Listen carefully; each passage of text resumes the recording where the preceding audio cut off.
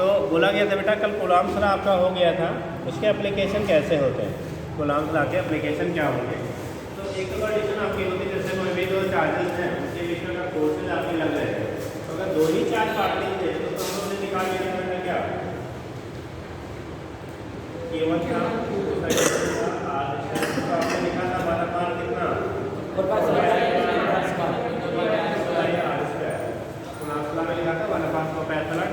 क्या लिखा था r²। बेटा ये दो चार्ज पार्टिकल के लिए क्या हुआ था, एक्सप्लेन किया गया था, कितने के लिए, 2 चार्ज पार्टिकल्स के लिए। अगर सिस्टम हमारे 2 ही चार्ज पार्टिकल हैं तो उनके लिए हम लोगों ने यहाँ से रिप्रेजेंट कर लिया था।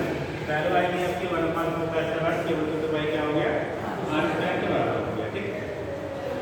लेकिन अगर मोर देन 2 चार्जेस थे तो उस केस में किसी पर्टिकुलर पे कितना फोर्स लगेगा, ठीक है, कैसे आप निकालेंगे वो चीज़ें हम तुरंत वेक्टर सम करके डिटरमाइन करते हैं। क्या कहते हैं बेटा, वेक्टर सम करके आप डिटरमाइन करते हैं, ठीक है। दूसरी चीज़ होती है, अभी जब हम लोग नल पॉइंट पढ़ेंगे बेटा, तो नल पॉइंट स्पेशली एक्सप्लेन किया जाएगा इलेक्ट्रिक फील्ड के केस में, electric field and potential condition में। फिलहाल यहाँ पे जो फोर्स के बेस पे नल पॉइंट जो हम लोग डिसाइड करते हैं, तो नल पॉइंट हम लोग इक्विलिब्रियम कंडीशन कहा जाता है उसे यहाँ नल पॉइंट नहीं कहेंगे, क्या कहेंगे, इक्विलिब्रियम कंडीशन कहेंगे। इक्विलिब्रियम कंडीशन का मतलब होता है अगर 2 चार्जेस आपको दिए गए हैं, किसी एक चार्ज पे लगने वाला नेट फोर्स अगर 0 है तो हम बोलेंगे वो चार्ज पार्टिकल बेटा इक्विलिब्रियम में होगा। जैसे यही ले लो, 2 चार्जेस आपके हैं, ठीक, एक मान लो Q है, एक की वैल्यू कितनी आपको दी गई है, Q दी गई है, दूसरे की वैल्यू भी क्या है आपको Q है, या उसकी वैल्यू अलग आप ले लीजिए, कोई भी आप ले लीजिए।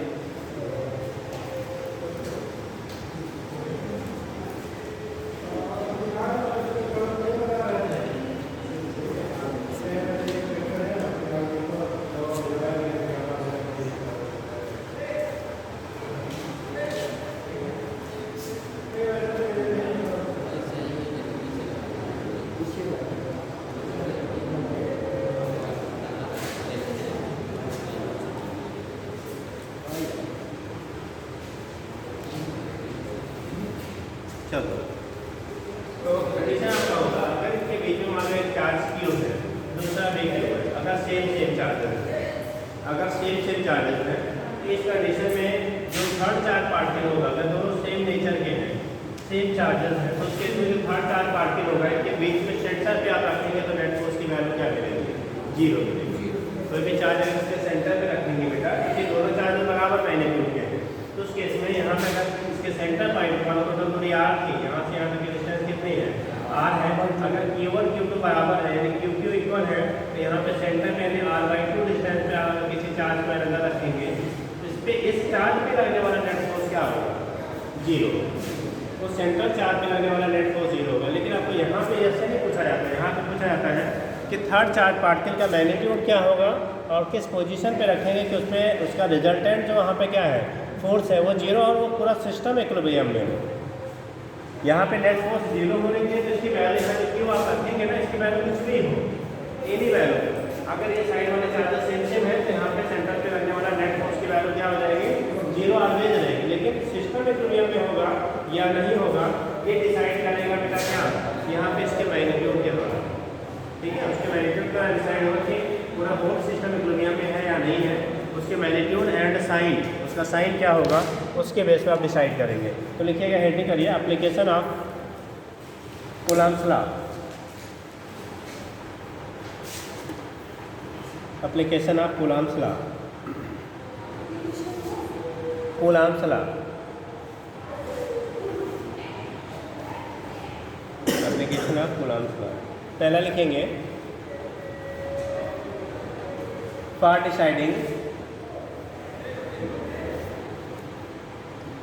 डिसाइडिंग या determining equilibrium of the charge system, equilibrium of the charge system, equilibrium of the charge system.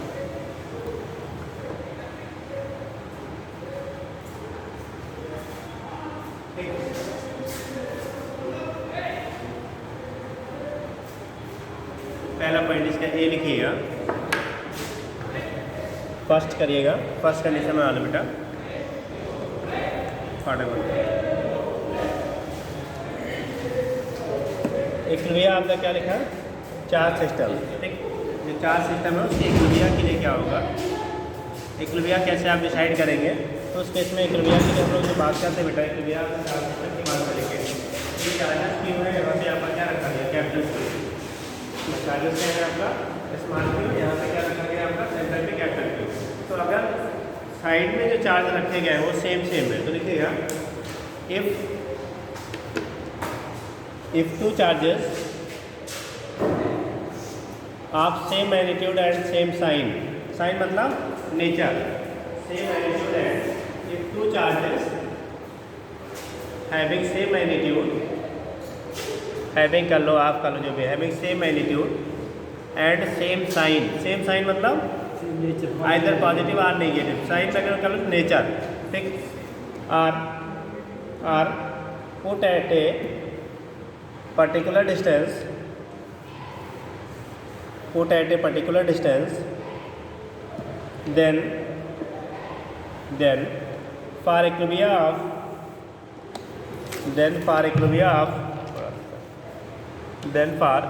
of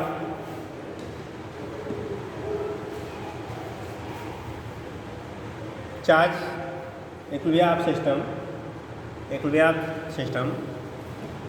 third charge particle, तीसरा जो रखेंगे या अनदर चार्ज पार्टिकल कर लो, अनदर चार्ज पार्टिकल या third charge particle will must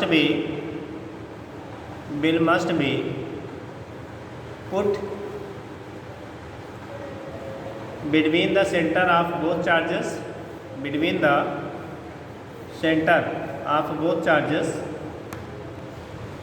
and must having opposite sign,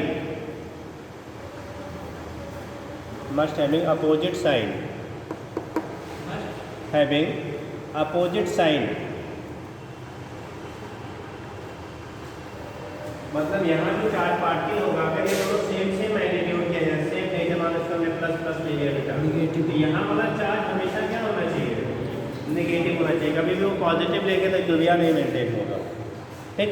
अच्छा ये बता, positive लेने पे थर्ड चार्ज पार्टिकल पे क्या नेट फोर्स जीरो होगा या नहीं होगा, ये बता दो। थर्ड चार्ज पार्टिकल केवल स्टडी किया जाए तो अगर थर्ड वाला भी हम लोग क्या ले लें, पॉजिटिव ही ले लें, तो उस पर क्या नेट फोर्स जीरो हो सकता है या नहीं, हाँ जी नहीं होगा। अगर थर्ड चार्ज पार्टिकल को भी आप पॉजिटिव ही ले लें, क्या उस चार्ज पार्टिकल पे लगने वाला नेट फोर्स जीरो हो सकता है, हो सकता है। और लोग जो थर्ड चार्ज पार्टिकल है उस पर नेट फोर्स जीरो हो सकता है या नहीं, थर्ड की केवल बात की है, पूरे सिस्टम की इक्विलिब्रिया नहीं बात कर रहे हैं, नहीं होगा जी कि होगा, नहीं हो सकता। अरे बेटा अगर ये पॉजिटिव ये भी पॉजिटिव लेते हैं तो ये वाला ऐसे इधर की तरफ पुश करता है, ये वाला इधर, दोनों बराबर पुश करते तो जीरो नहीं हो जाएगा। थर्ड वाला कोई भी लेंगे तो वो थर्ड चार्ज पार्टिकल पे नेट फोर्स जीरो हो जाएगा, बट सिस्टम इक्विलिब्रियम में तब नहीं होगा। क्यों? क्योंकि ये भी इससे रिपेयर करेगा, ये भी इससे रिपेयर करेगा, सेम थिंग ये भी इससे रिपेयर करेगा और ये भी इसे रिपेयर करेगा। सिस्टम की इक्विलिब्रिया नहीं होगी, बट सेंटर वाले इक्विलिब्रिया मेंटेन हो सकती है। तो क्वेश्चन थोड़ा सा चेंज करेंगे, आंसर बदल जाएगा, ध्यान रखिएगा, ठीक है। थोड़ा सा क्वेश्चन में एक पॉइंट खाली चेंज करेंगे, आंसर क्या होगा आपका चेंज हो जाएगा, मॉडिफाई हो जाएगा। तो उस कंडीशन में सेंट्रल चार्ज पार्टिकल सिस्टम की इक्विलिब्रिया की बात करेंगे तो हमेशा ये अपोजिट साइन का होना चाहिए। बट अगर खाली थर्ड चार्ज पार्टिकल की इक्विलिब्रिया की बात करेंगे तो ये पॉजिटिव हो या नेगेटिव, दोनों कंडीशन में हम लोग क्या इक्विलिब्रिया मेंटेन इसका कर सकते हैं, किसका, सेंटर वाले का, नेट फोर्स उस पर जीरो क्या मेंटेन करके, ठीक है। तो ये कंडीशन आपका होता है, यहाँ से दिखा देते हैं बेटा कैसे होगा, तो कंडीशन आपका हो जाता है। अब लिखेंगे क्या, फिर हम लोग बात कर रहे हैं पूरे सिस्टम के इक्विलिब्रिया के लिए, तो दिखाएंगे कैसे। जिस हमारा पॉजिटिव चार्ज बेटा इस नेगेटिव को अपनी तरफ अट्रैक्ट करेगा इधर की तरफ, ये वाला इधर की तरफ अट्रैक्ट करेगा। अगर इनके बीच लगने वाला जो फोर्स ऑफ इंडक्शन है वही फोर्स ऑफ इंडक्शन इनके बीच लग रहा है, तो ये सिस्टम हमारा कैसा हो जाएगा इक्विलिब्रियम। दूसरी चीज़, ये दोनों पॉजिटिव है, ये क्या करेंगे एक दूसरे को प्लस वाले बेटा रिपेल करेंगे, ठीक। तो हम इक्विलिब्रिया एक्सप्लेन करने के लिए कैसे करेंगे, खाली इस पे जीरो नहीं करना है, पूरे सिस्टम के इक्विलिब्रिया के लिए इस पे भी क्या होना चाहिए, जीरो होना चाहिए। तो for equilibria whole system, for equilibrium of क्या होल मेंटेन कराने के लिए। और इक्विलिब्रियम में किसके लिए, होल सिस्टम, पूरा सिस्टम हमारा इक्विलिब्रियम में हो, तो उसके इक्विलिब्रियम को मेंटेन कराने के लिए क्या करेंगे बेटा, देखो एफ की वैल्यू एफ डैश से क्या होना चाहिए, बराबर होना चाहिए।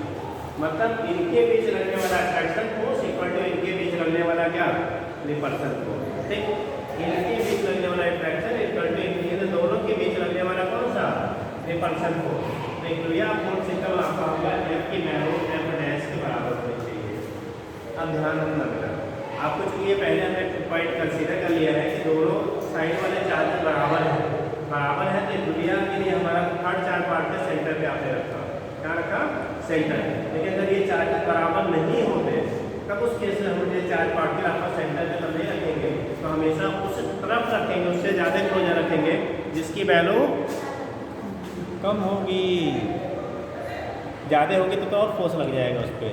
ठीक, जिसकी वैल्यू कम होगी उससे पास, जिसकी वैल्यू ज़्यादा होगी उससे दूर रखेंगे। ठीक है, तो वहाँ पे रखेंगे बेटा अगर दोनों डिफरेंट होते हैं, जिसकी वैल्यू कम होती है उससे क्लोजर, जिसकी वैल्यू लार्जर होती है उससे फादर पॉइंट पे। ठीक, तो एफ की वैल्यू, जब हम लोग इन दोनों के बीच लगने वाला अट्रैक्शन की हम लोग बात कर रहे हैं, तो इसके बीच अट्रैक्शन फोर्स आएगा 1/4 Q into capital Q upon R की वैल्यू कितना है, r/2 का स्क्वायर।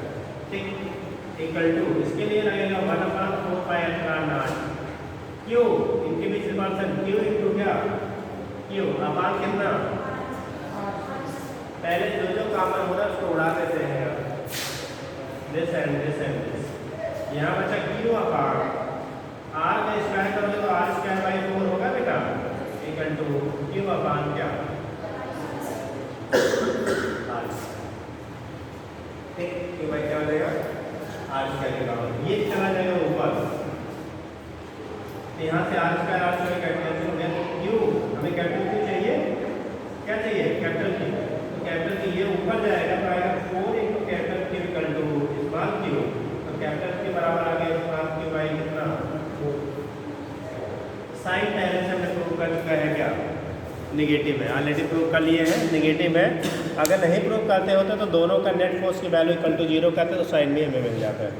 ठीक है, तो यहाँ से आपका प्रूव हो गया कि क्यू की वैल्यू, कैपिटल क्यू की वैल्यू जो सेंटर पे रखा वो साइड वाले का 1/4 होना चाहिए।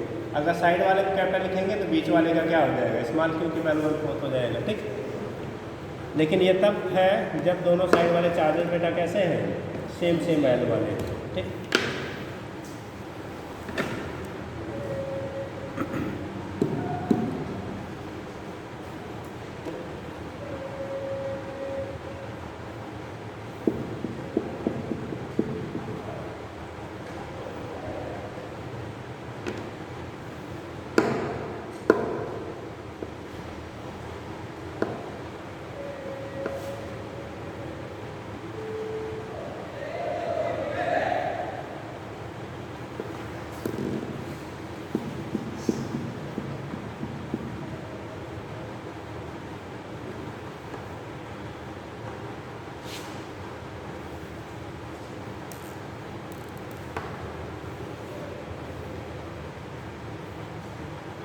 हो गया।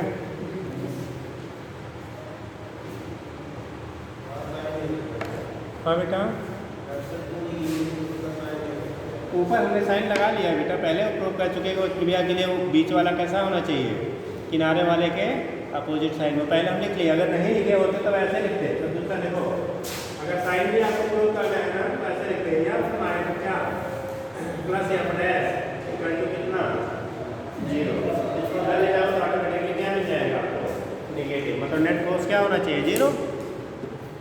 ऑलरेडी हमने इसको प्रूव कर चुके हैं, जिससे हमने डायरेक्टली उधर से लगा लिया है। ठीक है, दूसरा लिखेंगे,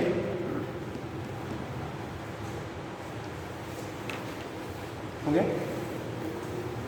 सेकेंड, अगर बेटा साइड वाले चार्जेस बराबर नहीं हो तब हमारा रिलेशन बनाना पड़ेगा। ठीक, तो लिखिएगा if different charges are present,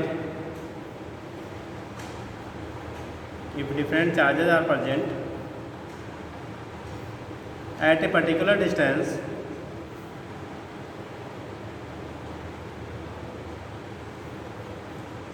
at a particular distance, then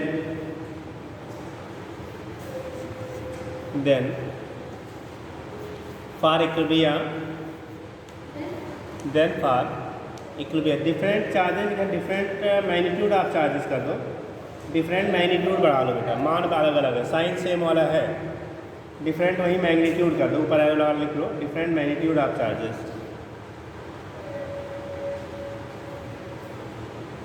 हो गया, different magnitude of charges of present at क्या लिखा बेटा, particular distance, then for equilibrium of charge system,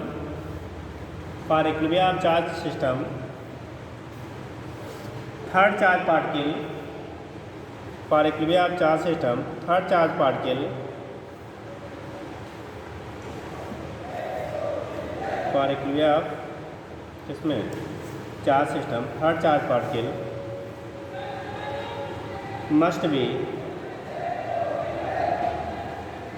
must be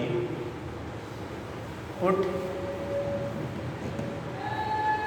between both charges, between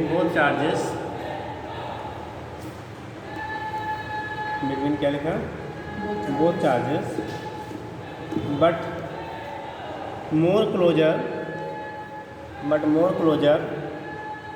to the smaller amount of charge,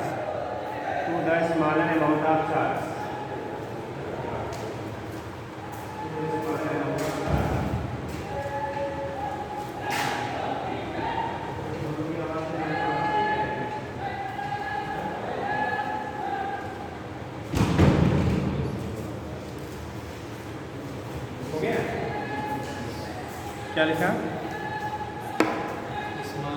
amount of charge.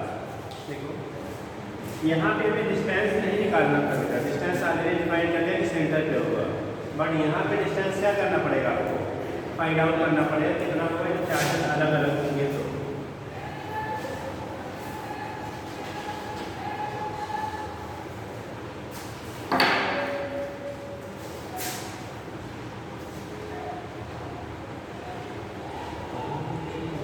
Q1 है, Q2, दोनों हम nature same ले रहे बेटा, अभी नेचर कैसा है, सेम है, बट मैग्नीट्यूड डिफरेंट है। अगर यहाँ पे ले लिया जाए Q1 ग्रेटर देन क्या हो, Q1 की वैल्यू ज़्यादा है Q2 से, तो थर्ड जो चार्ज पार्टिकल होगा, जब ऐसा अगर हमारा बेटा यहाँ से यहाँ तक का कितना है R, तो जो थर्ड चार्ज पार्टिकल होगा ना, वो मान लो सेंटर यहाँ पे है, सेंटर से हमेशा लेसर अमाउंट ऑफ चार्ज की तरफ रखना पड़ेगा, इधर लेसर अमाउंट। क्वेश्चन लगाते समय एग्जाम में बहुत सारा डायरेक्ट यही से सेट हो जाता है बेटा, आपको न्यूमेरिकल सॉल्व नहीं करना पड़ता, क्योंकि इसको सॉल्व करने में 2 स्टेप करना पड़ेगा, लंबा होगा। तो जहाँ लंबे कैलकुलेशन आपको न्यूमेरिकल आते हैं कि बनाए जाते हैं एग्जाम में, तो उसका हमेशा एक शॉर्टकट तरीका आपको रहता है, अगर आपने दिमाग चला लिया तो आपको सॉल्व करने की जरूरत नहीं रहेगी। ठीक, जैसे अब दोनों चार्जेस अलग अलग हैं, दोनों चार्जेस कैसे हैं, अलग अलग, तो आपको इतना सारे दिमाग लगा रहे हैं कि जो स्मॉलर अमाउंट ऑफ चार्ज होगा हमेशा उससे जो डिस्टेंस होगी वो कम होगी, क्या होगी, उससे कम होगी। तो आप 4 ऑप्शन बना देंगे, एक स्मॉलर चार्ज से जितना आधा टोटल डिस्टेंस मान लो, तो एक क्या 20 सेंटीमीटर है, तो आधा हो गया कितना 10 सेंटीमीटर, एक बना देंगे मोर देन 10 सेंटीमीटर, एक बना देंगे 10 सेंटीमीटर, एक बना देंगे लेस देन 10 सेंटीमीटर, और एक बना देंगे टोटल 20 सेंटीमीटर। 4 ऑप्शन बन गया। अब आपको अगर सॉल्व करना है तो फिर पूरा लगाना पड़ेगा, और आपने दिमाग लगा लिया तो जो स्मॉलर वाला चार्ज होगा उससे नज़दीक होगा, यानी टोटल दूरी 20 सेंटीमीटर थी, तो स्मॉलर वाले चार्ज से दूरी 10 से क्या होगी, कम होगी, और लार्जर वाले से पूछा जाएगा तो 10 से ज़्यादा होगी। तो वहाँ पे कहाँ भैया, तो वहाँ पे क्या होगा, 10 से क्या होगी, ज़्यादा होगी। तो उसके बेस पे आप यहाँ से क्या करेंगे, रिप्रेजेंट कर लेते हैं, उसके बेस पे क्या करेंगे, रिप्रेजेंट कर लेंगे, आपको लगाने की फिर ज़रूरत नहीं पड़ेगी।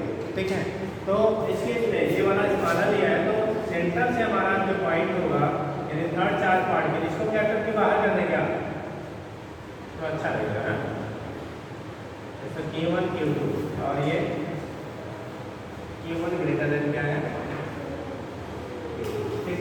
कंडीशन आपका यहाँ थर्ड चार्ज पार्टिकल जो स्मॉल क्यों लेंगे, ये हमेशा कहाँ more closer to smaller amount of charge. ठीक, तो यहाँ से जो सेपरेशन होगा, मान लो हमने R1 ले लिया बेटा, यहाँ से जो सेपरेशन होगा उससे क्या ले लेंगे आप, R2।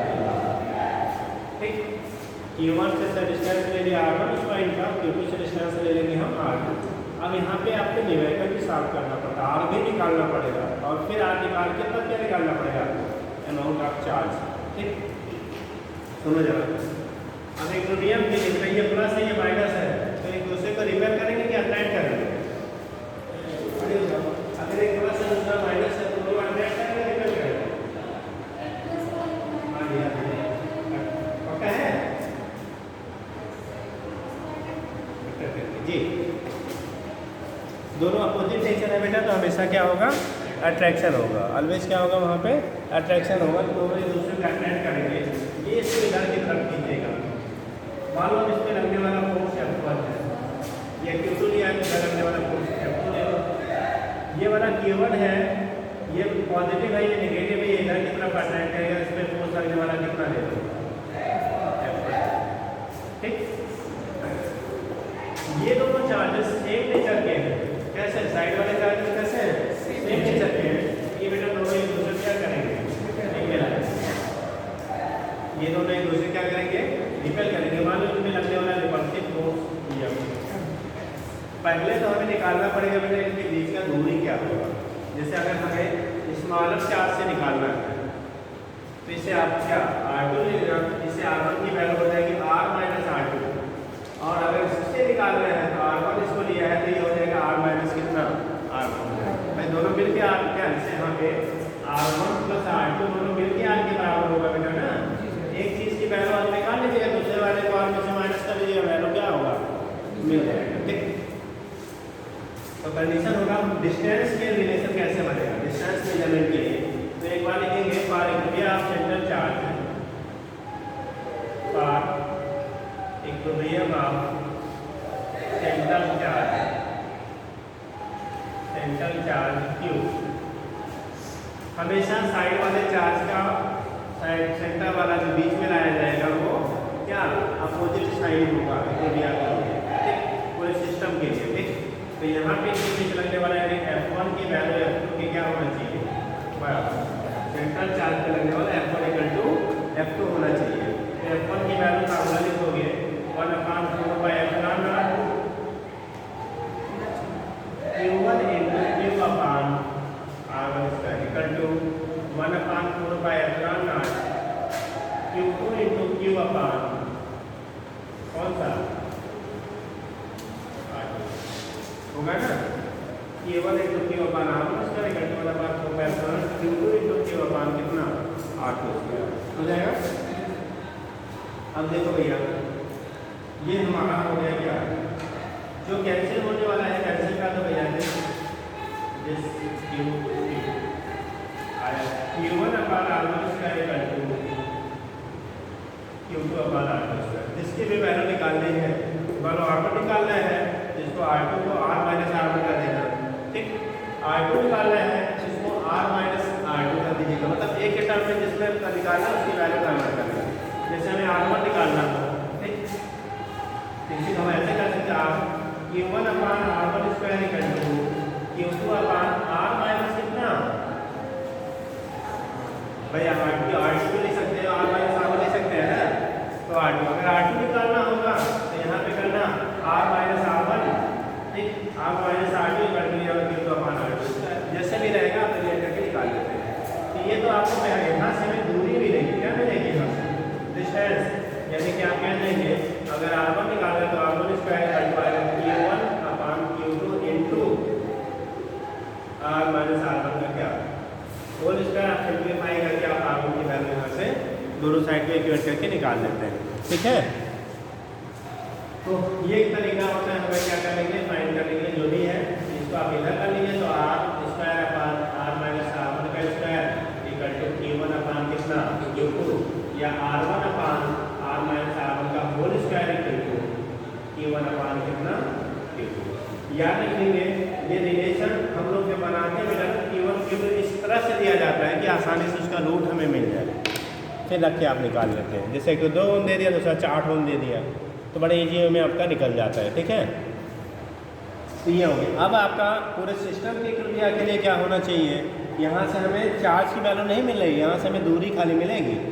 अब फॉर कृपया पूर्ण सिस्टम दोबारा हमारी जगह कम है, फॉर कृपया पूर्ण सिस्टम फॉर इक्विलिब्रियम ऑफ पूर्ण सिस्टम, पूरे सिस्टम के कृपया के लिए क्या होगा, देखो ये तो पहले नोट कर सकते हैं F1 F2 बराबर है, किसी को ले लो F1 इक्वल टू F या F2 इक्वल टू F, ठीक। तो F1 इक्वल टू F या F2 इक्वल टू F, किसी से भी इच्छा निकालो आप, जिसका आर निकाले ना उसी के अकॉर्डिंग ले लीजिएगा, ठीक है। तो F1 की वैल्यू हो जाएगी बेटा 1/4 pi epsilon naught capital Q1 into Q upon R1 square equal to F2 की F की वैल्यू होगी 1/4 pi epsilon naught capital Q1 into Q2, Q1 भाई इनके बीच में Q1 Q2 है ना, Q1 इनटू कितना Q2 अपान पूरा दूरी आपका R स्क्वायर काटो, ये कैंसिल, तो Q1 Q upon R1 square equal to Q2 upon R square, यहाँ से मल्टीप्लाई करो तो Q की वैल्यू जब निकालना होगा तो Q2 into R1 square upon कितना R स्क्वायर। अब R1 की वैल्यू वहाँ से पहले निकाल चुके हैं, उसमें रख के आप यहाँ से जो Q की वैल्यू आपकी होगी वो निकल जाती है, ठीक। जल्दी करो।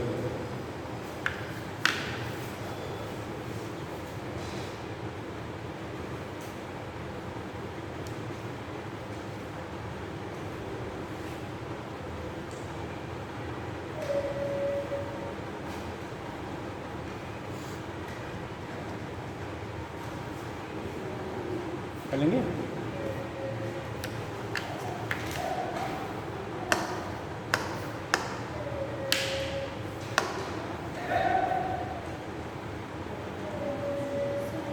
जी बेटा।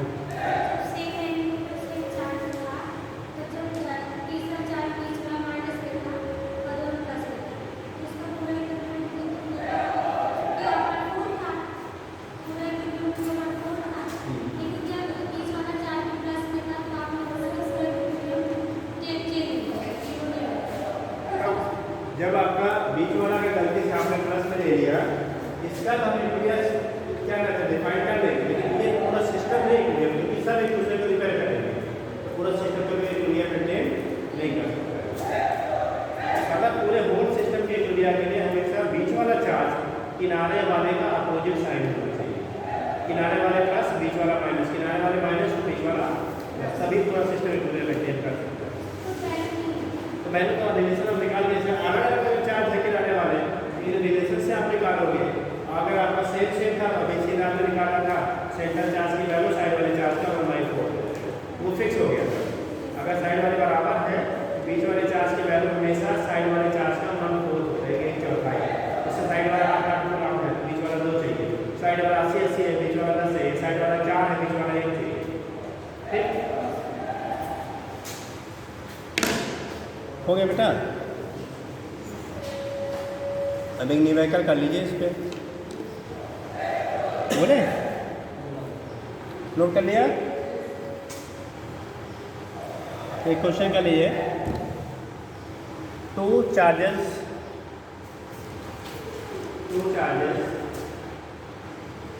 Heavy magnitudes, 2 charges heavy magnitudes having magnitude +2 and +8 coulomb, +2 and +8 coulomb, +2 and +8, एक का +2 है दूसरा +8 है, +8 कूलम्स, +2 चार्जेस हैविंग वैल्यू या मैग्नीट्यूड +2 and +8 कूलम, साइन भी हमने दे दिया है, are put at distance 8 centimetre from each other,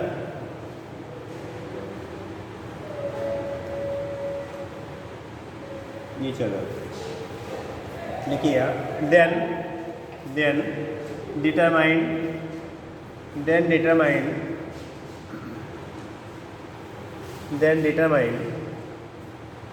magnitude and sign of third charge particle, magnitude and sign of third charge particle and its position and its distance कर लो, position ना समझो तो, and its distance from 2 coulomb charge so that 2 coulomb charge so that whole system is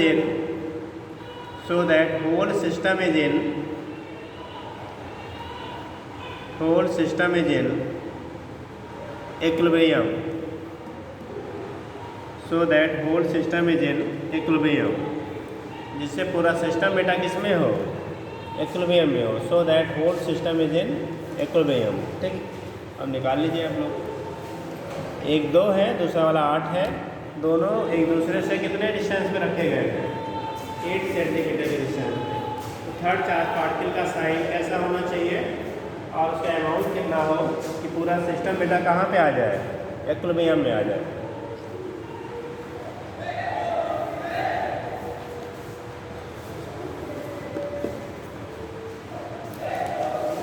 जल्दी करिए।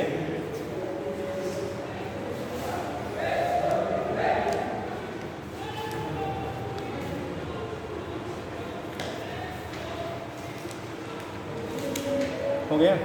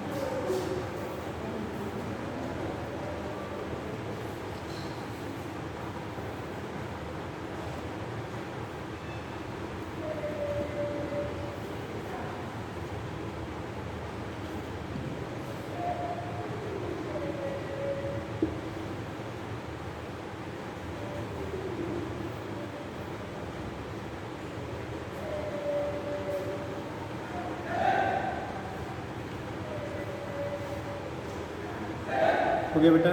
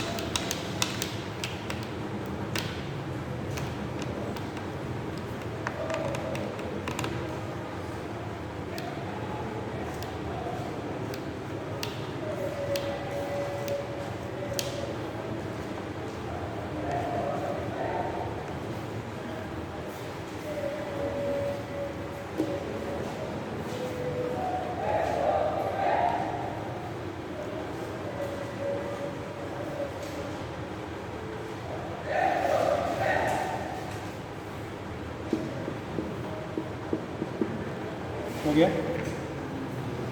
देखो यार,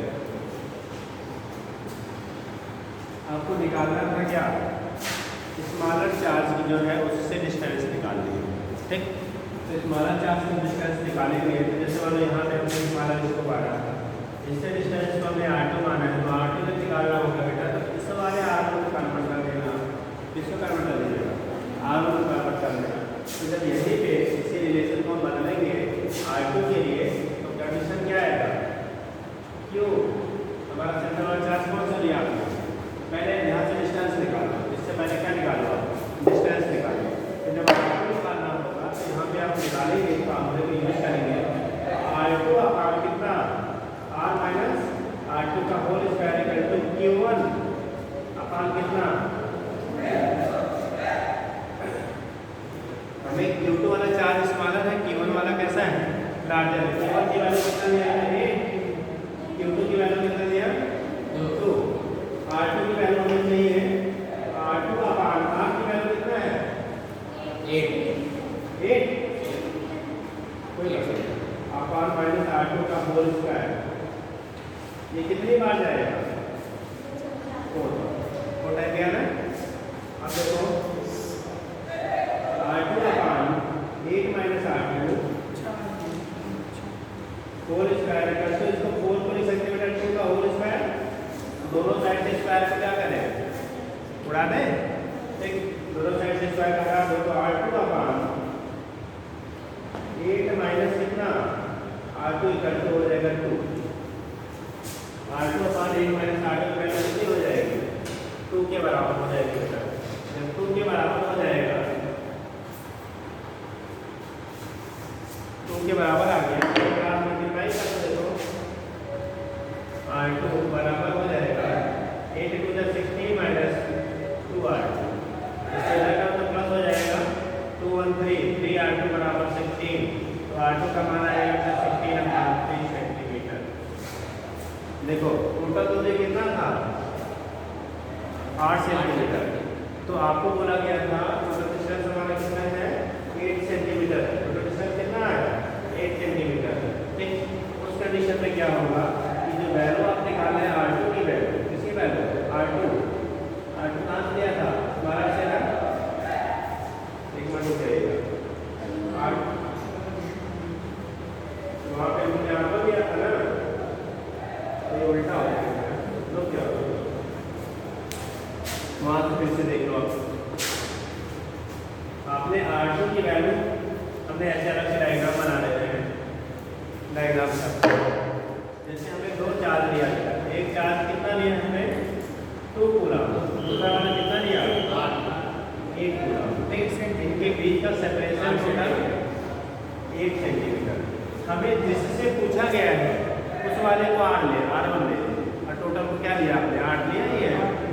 इस case में मालूम हमें इससे 2 कूलम से पूछा है ना, 2 कूलम से पूछा गया, तो माइनस मान हमने यहाँ पे क्यों लिया था 4, क्योंकि ये दोनों प्लस प्लस आपको दिए गए थे। तो ये दूरी आप 8 ले लो, पूरी दूरी हो जाएगी 8 माइनस कितना, 8 हो जाएगा। एक क्रिया के लिए इस पॉइंट पे इनके बीच लगने वाला अट्रैक्शन फोर्स बराबर इनके बीच लगने वाला अट्रैक्शन फोर्स, तो यहाँ पे जब रखेंगे तो रिलेशन हमारा बनेगा, देखो 1/4 पाई एप्सिलॉन नॉट, ठीक, Q 2 into small Q upon R square equal to इधर आ जाएगा 1 अपान कितना 4 पाई एप्सिलॉन नॉट, इनके बीच लगने वाला हो गया 8 इंटू क्यू अपान कितना बेटा, 8 माइनस R का होल स्क्वायर, ये काटो, क्यों गया 2 4 जा 1, यहाँ बचा 1 अपान R स्क्वायर, यहाँ बचा बेटा कितना 4 अपान 8 माइनस R का क्या, नीचे वाला स्क्वायर, ये स्क्वायर, इसको पूरे का जो स्क्वायर करना चाहिए तो 1 अपान R स्क्वायर ही कंट्रोल जाएगा, 4 तो रूप में लेंगे तो कितना 2 अपान 8 माइनस R का कितना, अब ये क्रॉस छोड़ना, दोनों का स्क्वायर कैसे, इसको इसमें क्रॉस मल्टीप्लाई कर दो, 2 1 2 2R इक्वल टू 8 माइनस कितना R, ये चला जाएगा इसकी तरफ तो कितना हो जाएगा 3R इक्वल टू 8, R की वैल्यू आ गया 8 अपान 3। अब ऐसे रहने दो, 8/3 का मतलब 3 पॉइंट समथिंग आएगा, अरे 2 पॉइंट समथिंग आएगा, 2 पॉइंट समथिंग आने का मतलब ये हो गया कि टोटल दूरी 8 सेंटीमीटर थी, यहाँ से दूरी 2 पॉइंट समथिंग आ रहा है, इसका मतलब आधे से क्या कम हुआ ना। तो आपको वही बोला गया था स्मॉलर चार्ज से हमेशा न्यूट्रल पॉइंट कहाँ मिलेगा, पास में मिलेगा। तो दूरी मिल गई हमारे 8/3 सेंटीमीटर, कहाँ से, फ्रॉम 2 कूलम चार्ज, ये आपका हो गया सेंटीमीटर फ्रॉम कहाँ से 2 कूलम चार्ज। 2 कूलम चार्ज से जो नल पॉइंट का डिस्टेंस मिल रहा है वो 8/3 सेंटीमीटर के बराबर आ गया। दूसरा आपको निकालना था उस चार्ज की वैल्यू कितनी होगी, बीच में जो रखा गया उसके चार्ज की वैल्यू कितनी होगी। तो चार्ज की वैल्यू देखते नहीं पाने जैसे इनके बीच लगने वाला अट्रैक्शन फोर्स बराबर इनके बीच लगने वाला कौन सा फोर्स, रिपल्सन वाला लगा दो। इनके बीच path equilibrium force system path equilibrium of क्या फोर्स सिस्टम, पूरे सिस्टम के इक्विलिब्रियम के लिए देखो कितना आएगा, इनके बीच रिपल्सन फोर्स बराबर इनके बीच लगने वाला क्या अट्रैक्शन फोर्स। क्योंकि ये दूरी हम निकाल चुके हैं इधर वाले को कंसीडर कर रहे हैं तो आएगा इसका मान इधर लगने वाला F डैश है तो F का मान जो होगा F डैश के बराबर होगा। F की वैल्यू आएगी 1/4πε0, Q की वैल्यू 2 इंटू उधर वाला 8/r की वैल्यू है 8 का स्क्वायर इक्वल टू 1/4πε0। इधर की वैल्यू 2 है लेकिन इसकी वैल्यू हमें निकालनी है बेटा Q अपान R की वैल्यू लिखा है 8/3 का क्या, जिधर वाला निकाले रहेगा वही वाला कंसीडर करिएगा। ठीक, अगर इधर वाला दूरी निकाले तो फिर इस वाले चार्ज और इसके बीच में हम लोग डिस्टेंस को दिखाते हैं। ठीक है, काटो भैया 2 कैंसिल, ये 8/8 का स्क्वायर 64 इक्वल टू यहाँ Q अपान ये 64 अपान कितना 9 कहाँ चला जाएगा, ऊपर जाएगा ना, ये 9 ऊपर गया तो इसे लिख सकते हैं 9 इंटू Q अपान 64। ये 64 कट गया तो Q की वैल्यू आ जाएगी यहाँ 8 है और ये नीचे आ जाएगा 8 अपान कितना साइन हम लोगों ने पहले ही क्या कर लिया है, कंसीडर कर लिया है। साइन हम लोगों ने पहले ही क्या किया है, कंसीडर कर लिया। तो इसके बेस पर आप यहाँ से क्या करेंगे, डिटरमाइन कर लेते हैं। ठीक है, चलिए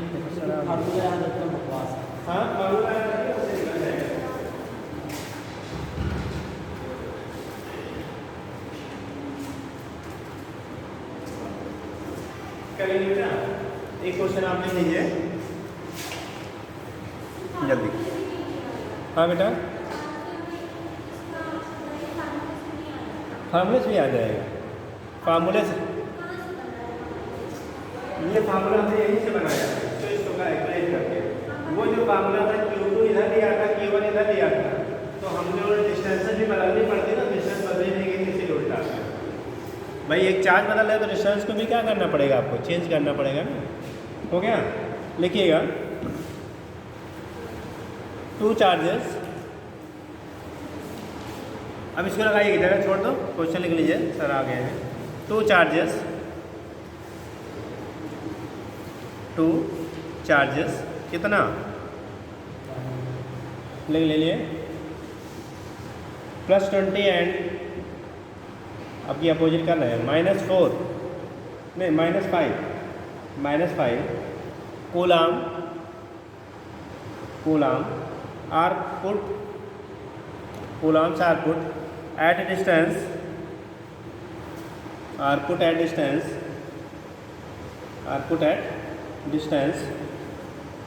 20 centimeter then determine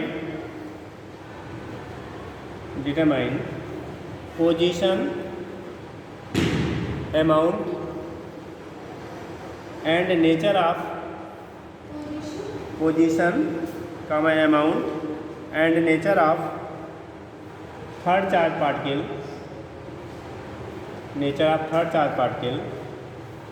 for equilibrium of whole system